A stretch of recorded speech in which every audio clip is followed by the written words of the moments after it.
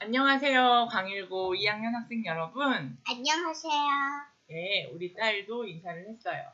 사실 이 앞에도 우리 딸은 요플레를 먹고 있네요. 이 앞에도 우리 딸이 인사를 하는 게 많았는데 다 잘렸어요. 부디 이번엔 안 잘리길 바라면서 오늘은 원소의 주기적 성질, 이제 나가봐. 원소의 주기적 성질에 중에서 하나, 원자 반지름에 관해서 이야기를 해볼 거예요.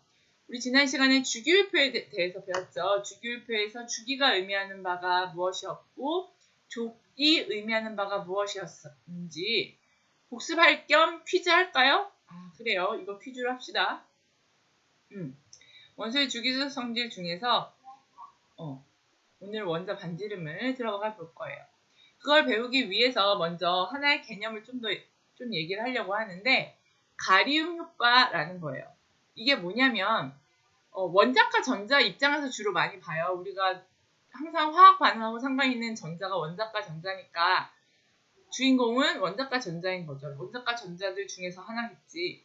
예를 들어서 수소예요. 수소 같은 경우에 전자가 이렇게 있으면 얘는 그냥 이 원자핵을 온전히 다 느껴. 이 원자핵의 전하량이 플러스 1이죠. 그러면 얘는 내를 끌어당기는 원자핵은 플러스 1의 전하량을 가지는구나를 온전히 느껴요. 가리우는 게 없는 거죠. 그런데 플러스 6이면 얘가 탄소거든요. 탄소만 돼도 예를 들어서 이 전자 하나를 생각을 했을 때 얘는요. 특별히 안에 전자들이 있죠. 여기 이 핵 전하량은 플러스 6임에도 불구하고 플러스 6이지만 플러스 6을 온전히 느낄 수가 없어요. 왜냐하면 안쪽 전자 껍질, 다시 말해서 안쪽 부분에 위치하는 전자들이 돌면서 얘를 가리는 거죠. 플러스 6을 가리는 거예요. 이 전자가 느끼는 플러스 6을 가리는 거예요. 마이너스를 전하를 띄니까 아무래도 여긴 얘네 둘 사이는 인력이 작용해야 되는데 마이너스가 여기 가운데서 도니까 반발을 자꾸 하게 되니까 플러스 6을 다 느낄 수가 없죠. 이렇게 안쪽 껍질에 있는 전자가 아주 많이 가리는 효과를 나타내고요. 그렇다면 얘네들은 안 나타내느냐? 그러니까 얘 입장 하나에서 봤을 때 나머지 3개 전자도 얘한테는 방해가 되는 요소야. 왜냐하면 얘가 플러스 6에 의한 인력을 느끼고자 하는데 주변에 있는 전자들은 반발력을 느끼게 하는 효과를 가져오죠. 자꾸 밀려나게 만드는 거지, 얘를. 여기서부터도. 그러니까 플러스 6을 온전히 느끼지 못하게 하는데 일조를 해요. 나머지 같은 껍질에 있는 전자들도. 이런 식으로 이게 그 얘기죠. 안쪽의 전자 껍질 안에 있는 이 2개 외에도 같은 전자 껍질에 있는 나머지 자기 자신을 제외한 나머지 애들은 이 원자 핵을 얘가 온전히 느끼게 하는 거를 방해하는 효과를 나타내요. 이런 걸 가리움 효과라고 해요. 여러분 이런 거 하면 얼마나 되는지 막 계산하고 싶겠지만 우리 이걸 계산하진 않고 이거 막 계산하는 사람들도 있어요. 나중에 대학교 가면 계산하는 막 식도 있고 한데 그걸 지금 굳이 할 필요는 없고 이렇게 안쪽 껍질이 좀 많이 가리고 같은 껍질에 있는 애들도 전자를 좀 가리는구나. 이런 걸 가리움 효과라고 하는구나 까지 알고 가면 되겠어요. 그래서 플러스 6 탄소의 마지막 원자과 전자는 플러스 6을 온전히 느끼지 못해. 그렇게 온전히 느끼지 못하고 이 전자가 실제로 이런 가리움 효과 같은 걸 다 고려해서 바깥에 있는 원자과 전자가 실제로 핵 전하를 느끼는 것을 우리가 유효 핵 전하라고 해요. 수소 같은 경우는 가리는 게 아무것도 없죠. 그래서 1을 온전히 느껴요. 헬륨은 원래 원자 핵의 전하량이 플러스 2죠. 근데 플러스 2를 온전히 느끼지는 못해요. 왜냐하면 같은 껍질 안에 다른 전자가 하나 있죠. 그 전자가 가리움 효과를 나타내는 거죠. 안쪽에서 가리지는 않지만 어쨌든 전자 간의 반발력을 작용하게 되고 이러한 반발력은 원자과 전자 하나가 핵을 온전하게 느끼는 걸 방해하는 거죠. 서로가 서로를 방해하는 거죠. 그래서 플러스 2를 온전히 가지지 못해요. 리튬에서 확 떨어져요. 왜? 안쪽에 껍질이 생겼죠. 얘는 두 번째 껍질에 전자가 생기는 애잖아. ES 오비탈이 하나 있는 애죠. 그러니까 떨어져요. 그리고 핵 전하량 자체가 늘어나니까 얘가 유핵전하도 늘어나긴 늘어나지만 보시면 아시겠지만 플로린 같은 경우에 원자 번호가 9번이면 핵의 전하량이 플러스 9란 말이죠. 그런데 유효핵전하는 5밖에 안 돼요. 가리움 효과들 때문에. 안쪽 껍질과 같은 껍질에 있는 가림 효과 때문에. 네온까지 갔다가 네온에서 나트륨 확 떨어지죠. 왜요? 그죠? 안쪽에 껍질이 생기니까. 그래서 유효핵전화라는 것은 원자과 전자가 실제로 느끼는 전하가 바로 유효핵전화고, 유효핵전화는 같은 전자 껍질, 리튬부터 네온 같은 전자 껍질에서는 어쨌든 간에 핵 전하량 자체가 증가하니까 유효핵전화도 증가를 하고, 전자 껍질이 바뀔 때 확 떨어지는, 안쪽에 껍질이 생겨버리니까 확 떨어지는 효과를 나타내요. 그래서 전자 껍질이 바뀌면 이렇게 유효성이 확 감소한다는 거가 중요하고, 그리고 같은 족을 살짝 비교해 보면 같은 족에서도 사실 유효전화는 조금씩 늘어나요.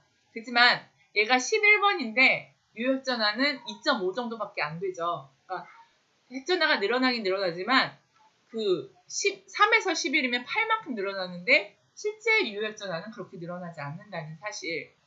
이래서 이런 유효전화가 있다는 개념 하나 알아두시고, 그 다음에 우리 실제로 배울, 왜 이렇게 더듬니? 실제로 배울 원자 반지름을 가면, 유효전화 원자 반지름을 가면, 원자 반지름은 되게 여러 가지로 정의가 돼요. 이렇게 저렇게 정의가 되는데, 가장 좀 편안하고 우리가 익숙하게 받아들이는 개념은 같은 종류의 원자 반지름을 정의할 때 같은 종류의 원자가 이렇게 결합해 있을 때, 비금속의 경우에는 주로 이원자 분자로 존재를 하거든요. 그 같은 종류의 원자 호전성 물질 중에 애들이 수소 같은 경우는 H2 이렇게 존재하잖아요. 이원자 분자로 존재를 할 때 전자가 어디에 있는지 우리가 확실하게 모른다가 지금 우리 통념이잖아요. 그러니까 전자가 여기 있으면 그냥 딱 이 원자 반지름이면 되는데, 그걸 모르니까 이원자 분자가 결합을 했을 때 두 원자의 핵간 거리의 절반을 원자 반지름이라고 주로 정의를 해요. 금속 같은 경우는 이원자 분자는 아니지만 같은 금속끼리 이렇게 나트륨 이렇게 쫙 결합하여 있거든요. 이런 경우에는 같은 종류의 원자가 결합하고 있을 때 가장 가까운 핵간 거리, 얘랑 좀 멀죠? 가장 가까운 핵간 거리의 절반을 원자 반지름이라고 해요. 이렇게 원자 반지름을 정의한다. 이 정도고, 이걸 그냥 형식 그냥 그렇구나 하면 되는 거고, 어쨌든 간에 원자 반지름은 원자의 크기죠. 크기. 원자의 크기. 원자핵으로부터 전자가 멀리 떨어져 있으면 원자 반지름이 큰 거고, 원자핵으로부터 원자과 전자가 가까이 있으면 원자 크기가 작은 거잖아요. 그 개념으로 접근을 하면 될 것 같아요. 자, 중요한 거. 원자 반지름을 그럼 어떻게 결정을 할 수 있을까? 여러분 생각하기 쉬울 것 같은데 그래도 굳이 얘기를 하자면 제일 첫 번째가 전자 껍질 수예요. 전자 껍질이 늘어나. 그러니까 리튬에서 나트륨으로 전자 껍질이 확 늘었다고 칩시다. 전자 껍질이 늘었어요. 그러면 사이즈가 어떻게 되겠어? 전자 껍질이 하나 더 생겼으니까, 더 큰 전자 껍질이 생긴 거니까 원자의 반지름은 더 커지겠죠. 전자 껍질의 영향력이 가장 커요. 전자 껍질이 달라져 버리면 반지름이 달라지죠. 그리고 전자 껍질이 같은 경우에 따질 수 있는 게 바로 유효핵전화예요. 리튬과 베릴륨 둘 다 전자 껍질은 2개짜리, 얘는 ES에 하나, 얘는 ES에 2개 있는, 두 번째 전자 껍질에 얘는 하나 있고 얘는 2개 있는 그런 아이예요. 그러면 이 중에 유효핵전화가 더 큰 게 누구야? 베릴륨이죠. 사실 같은 전자 껍질에서 따지는 것이기 때문에 굳이 유효핵전화라고 하지 않고 그냥 핵전화라고 해도 전혀 다르진 않거든요. 그래도 우리가 알아야 되는 개념이니까 유효핵전화라고 굳이 말을 하는 것. 핵 전하량이 커졌어. 자, 봅시다. 핵의 전하량이 커지면 전자와 핵 사이의 인력이 어떻게 될까? 인력은 전자랑 핵 사이의 인력은 정전기적 인력이거든요. F는 K의 R 제곱분의 Q1, Q2. 정기적 인력 들어보셨나? 물리 시간에 배우지 않나? K는 비례상수고 R 제곱 거리에 반비례하고 Q1, Q2 전하량에 비례한 게 바로 정기적 인력이거든요. 그런 정기적 인력은 Q1, Q2 전하량에 비례해요. 전하량이 커졌어. 전자는 어차피 얘랑 이 전자 하나랑 얘랑 느끼는 인력을 생각하면 되니까, 전자는 전하량 마이너스 1 변함이 없죠. 근데 핵전하량이 얘는 리튬은 플러스 3은 안 되겠지. 플러스 한 이 정도에서 얘는 플러스 뭐 한 3, 2.5 이렇게 늘어났단 말이지. 유핵전하가 늘어나면 인력이 강해지니까 사이즈가 어떻게 되겠어요? 그쵸, 작아지죠. 그래서 전자껍질이 많아지면 원자 반지름이 커지는 효과, 같은 전자껍질일 때 핵전하량이 커지면 유핵전하량이 커지면 사이즈가 작아지는 효과. 그럼 이제 여러분은 생각하실 수 있어야 해요. 같은 족에서 항상 뭐 하나는 우리가 비교할 땐 통제 변인과 조작 변인이 있죠. 뭐 조작 변인을 비교를 하려면 뭔가 통제를 시켜야 돼. 그래서 같은 족에서 리튬, 나트륨 같은 족이죠. 같은 족에서 아래로 갈수록 원자 번호가 커질수록 전자 껍질 수가 늘어나죠. 그럼 사이즈가 어떻게 되겠어요? 늘어나겠죠. 그 다음에 이걸 두 개 유혈전화 따질 때는 같은 족에서는 안 따져요. 유혈전화는. 같은 족에서는 이거 영향력이 훨씬 크거든요. 아무리 리튬보다 나트륨의 유혈전화가 크다고 하지만 핵전화량은 나트륨이 커요. 분명히 조금이라도. 하지만 전자껍질의 영향력이 훨씬 크기 때문에 전자껍질로 봐야 되는 것이고 그 다음에 이게 먼저야. 그 다음에 유핵전화. 같은 전자껍질일 때는 핵전화량이 크면 클수록 더 끌어당기는 힘이 세지니까 사이즈가 작아지는 거죠. 마지막으로 한 개만 더 얘기를 하면 넘어갔네. 한 개만 더 얘기를 하면 전자 껍질 수도 같고 유핵전화도 같을 때는 전자의 개수도 사실 상관이 있어요. 어떤 경우냐면 예를 들어서 베릴륨인데 이런 일은 별로 일어나지 않지만 베릴륨한테 전자가 하나 더 들어왔어. 그래서 여기에 전자가 하나 더 많아졌어. 그러면 같은 껍질로 전자가 원자과 전자 8개까지 되니까 같은 껍질로 전자가 들어왔어요. 전자가 여기 빨강이 전자라고 칩시다. 들어오면 같은 껍질 안에 있으니까 껍질 수는 같고 같은 베릴륨이니까 핵 전하량도 같은데 전자가 하나 많아졌어요.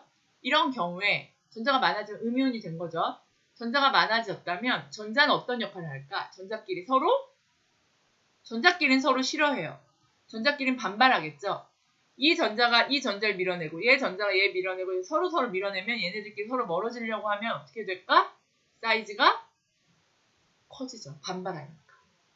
그런 게 세 번째 효과. 그래서 크게 전자 껍질 수, 유효핵전화, 그 다음에 마지막으로 전자의 개수. 이건 이온일 때 따지죠.